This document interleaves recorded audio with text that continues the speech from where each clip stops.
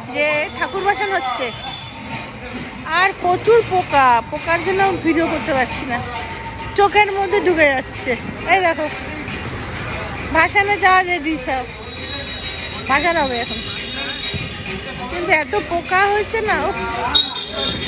চলো একটু ভিডিও করি, ঠাকুর বাসন চলে যাচ্ছে, ঠিক আছে। প্রচন্ড পোকা বাবারে, তাকাতে পারছি না, ঠিক আছে চলো।